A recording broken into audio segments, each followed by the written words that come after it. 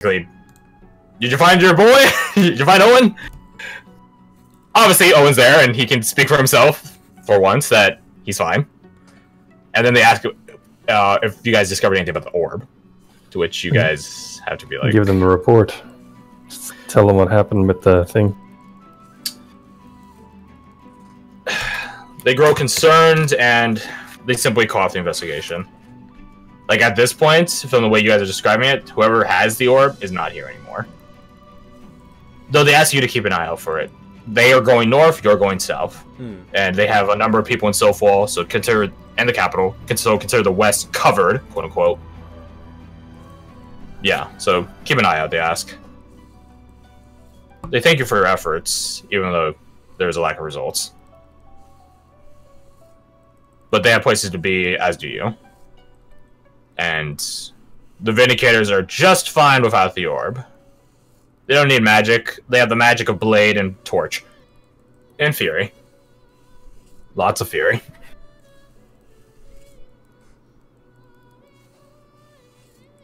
And so, you guys have to part ways from the Vindicators. Apostle Nero saying goodbye personally to you guys, or to each of you personally. I need more coffee.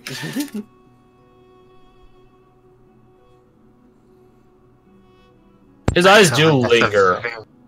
Oh, I was gonna say it's on a very nice weapon. Very nice stabbing utensil. He brandishes the spear when you confide such, say such, compliment such. And he simply says it's his call to arms. And he's been happy to answer ever since. I suspect we'll need that call more. Do you guys ask him for void cheer? I would explain this situation to. Now that's something. That could definitely expedite things when you just start killing stuff with a myriad weapon. Roll me your persuasion. Let's see. I think it's a worthy cause. It certainly is, and he's not think he's gonna be killing demonic creatures up north against the Nevros in the Hilllands. What about the letter Chedamir was supposed to get from the Northrend folk? Oh shit, you're right. Okay, we say you get it now. Okay. Thank you for saying the word north, because I would have forgotten. So, as you guys are leaving... oh, that's to do. Yeah, you wanna... Hey, how about that inspiration? Sure. Would you like... Hey, You got a 5. Oh, would you like my Champion of Fate? Oh wait, this is yeah, your might as well drop everything now. Which ones do I have, You're right. I think all of you still have it. I spent the one that... Yeah, I spent the nat 20. Are you gonna use the Champion of Fate, or whatever the nat 20 is unusual competence. Fair enough. If there's a time to use that, I certainly think now's the time. Yeah, let's go for that. Nah. Alright. I just realized the 4 that I've used are all just like the bottom 4. I still have the top 3. Oh, that's easy to remember. Alright, so you've used Champion of Fate before. Yeah. So Fred's using on yours. Gotcha. You explain the situation in typical martial manner to Apostle Nero. And I don't think any of you distrust Apostle Nero. He's very upfront, blunt, and genuine. Simply because he has no care for ulterior agendas, and that's very obvious. But in typical martial manner, you sort of just blurb this out to him in the tent. Yep. And then the rest of you are like, ah, shit! And after, like just thinking it over a bit, he does present you Void Cheer. Take good care of it. Cue Zelda me. It's dangerous to go. There you go.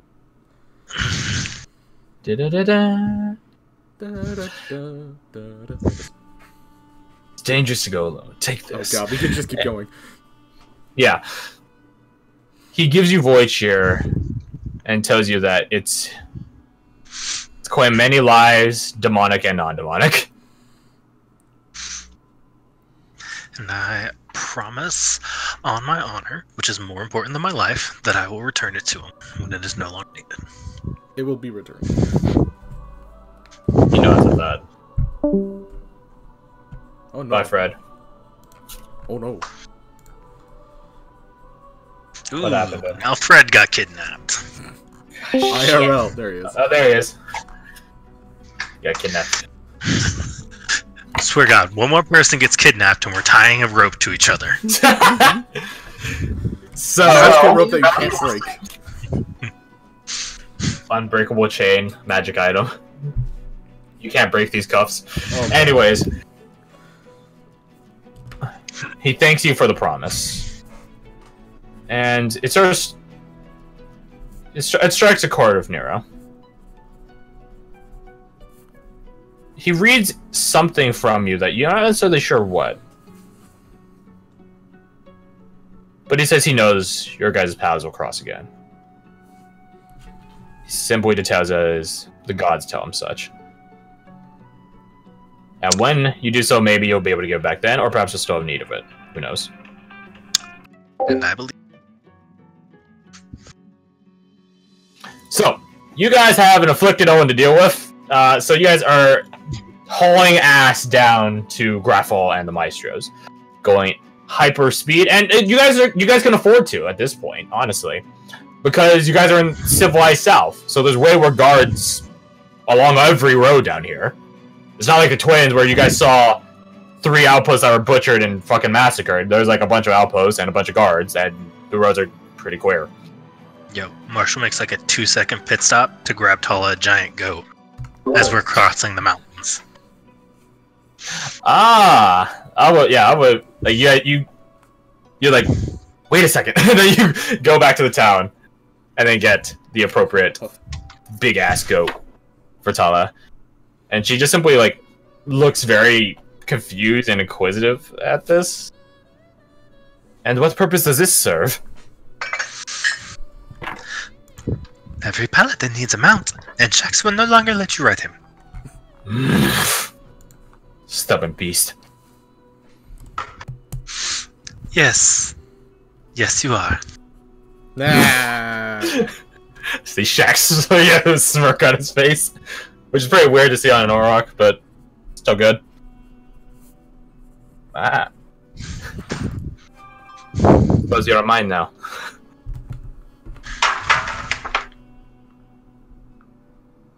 I will name you later. Because Crash can't think of a name. Basically. Alright, there goes Fred again. Damn, son. Okay. So about that unbreakable cuff chain, whatever, what's it? There we go. So. As we're moving through the south, I make a concentrated effort to obscure any posters. Obscure any posters. Oh. Yeah, I think you would have noticed this in the first town with all the walking around and investigating you're doing about the dinosaur fight that's happening in Soulful. The what? There's a dinosaur fight being advertised in Soulful. Like, what kind of dinosaur? All sorts, apparently. According to the poster. How excited Straight from the Marshall Wood on a Elven scale of 1 to homeland, 10? it says. What you say? How excited does Marshall seem at that on a scale of 1 to 10? At the dinosaur fight? I don't know. Oh, how excited would Marshall be to fight dinosaurs? Hey, we need to deal with the Scary, right? This is like a pressing issue we need to do now, right? Eventually, sure. You will get that dinosaur fight. So, as you guys are going south through into the Keplins, you guys do decide to pay a visit to the Ebon Hold, Saurus's hometown. Well, home city, because it's definitely a city. And you guys just simply give, I believe you have Saurus's sigil ring. Yes, I do. You return the sigil ring to the Ebonheart. Yes. There's a lot of people of the Ebonheart clan around the Ebon Hold.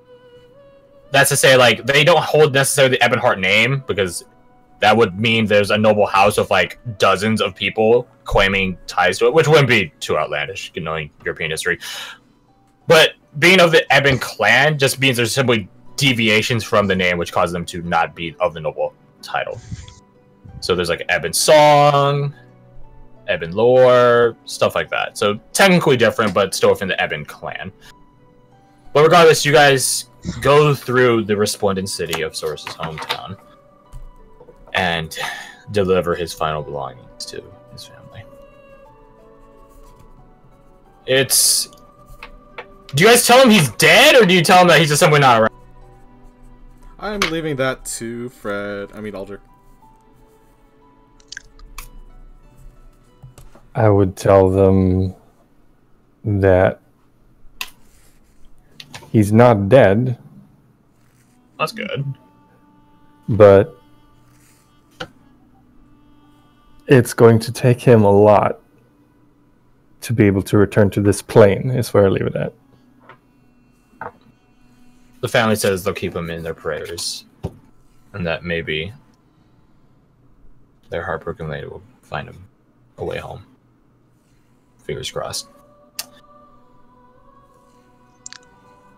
While you guys are on your way out of the Ebon, the Ebon hold is ruled by two families: the Ebon Hearts, Source's family, and a coupling house of the Fortunas. And it is the Fortunas that ask you for help. Mm-hmm. They give you a quest. Uh-huh. In a similar and semi-awkward manner, I suppose, they too have been recently afflicted with a curse. Mm-hmm. It's similar to it is a blood curse, because obviously it's all the Fortunas being affected by it, but obviously it's not the same strain as Owens, which is, it's their noble end. That'd be too easy. They show you a member of their house who is ravenous. He's mad. He's insane. And they actually have to keep him chained in the depths of one of their churches.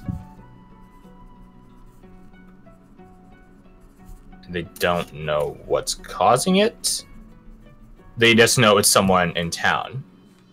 They're clerics themselves. They're holy folk. They know roughly the sort of magnitude and scale at which this sort of problem could be directed to this degree so quickly. It has to be someone close within the city limits. The problem is, the Ebon clan and the Fortuna clan are a good chunk of, not a majority by any means, no, not at all. But just simply by the network they have, they know a lot of people. They're not bad rulers or anything of this town. People like them, so that makes it even worse that it has to be someone in town doing this. And they ask you as trustworthy outsiders if you can help them, because if they walk around, everyone knows them. Everyone. So tell them anything. Exactly. Again, it's their own people. Someone in this city that's doing it. I would suggest that we help if we can. Have a look around at least. Perhaps we'll learn something that can help us with it. Perhaps. I don't disagree, but where do we start approaching? That's why I ask you. I have an idea. Aldrich could, put out some feelers, get into contact with the criminal aspects of the city. I'm sure there are some, and see if they know anything. Roll me your charisma, just general charisma, or roll my persuasion. Actually, that'd probably be more fitting. Hey.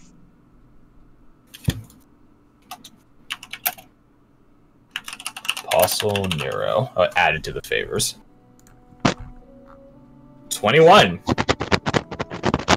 You find an old lieutenant, actually, of Hagen Acquisitions in town.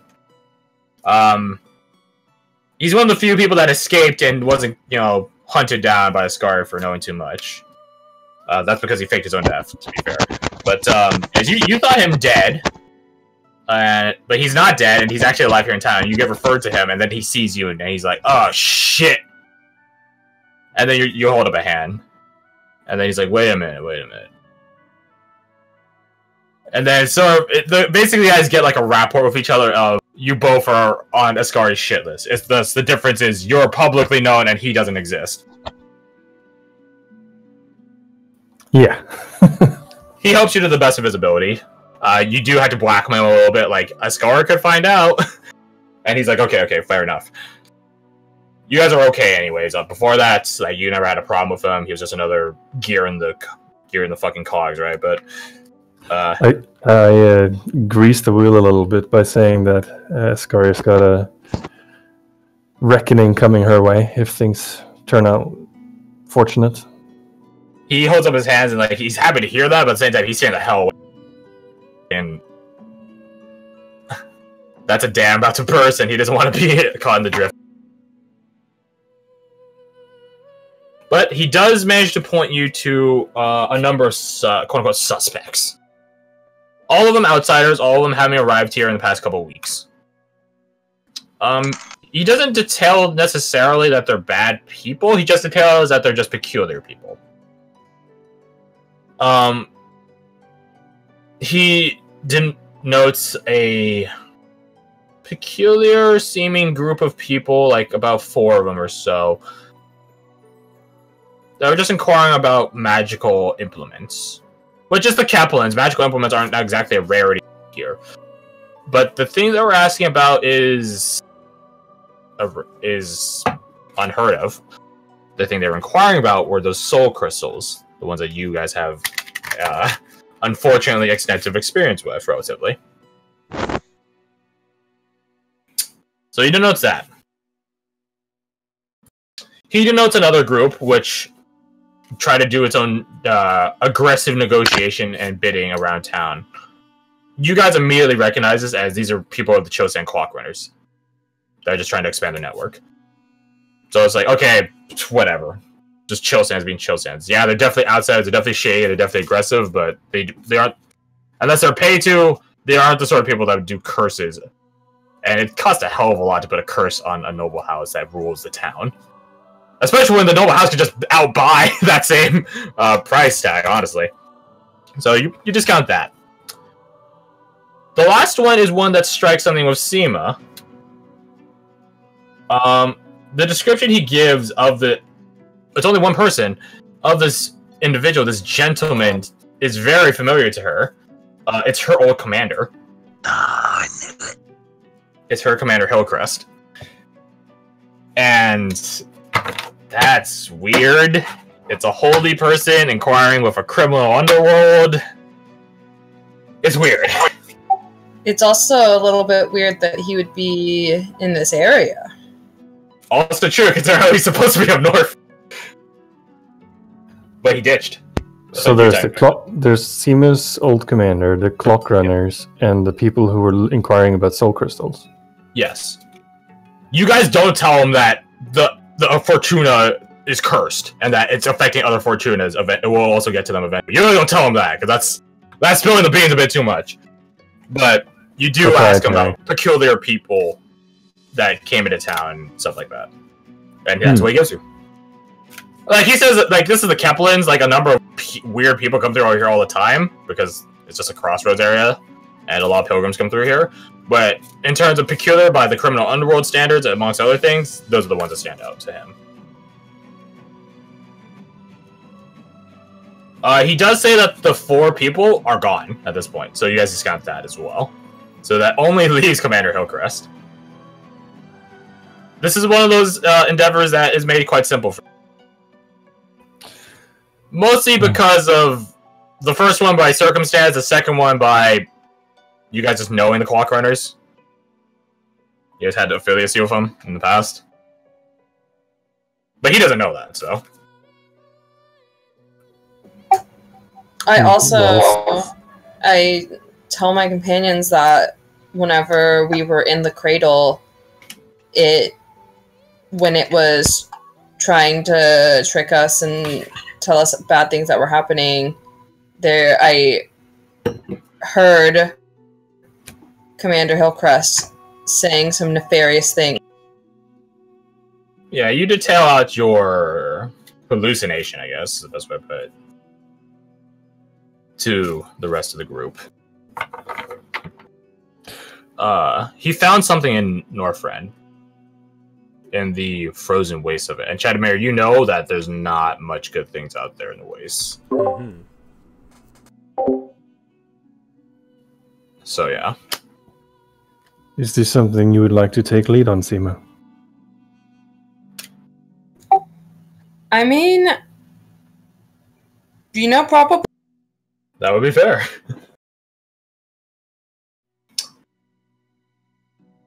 A series of investigations have to get made.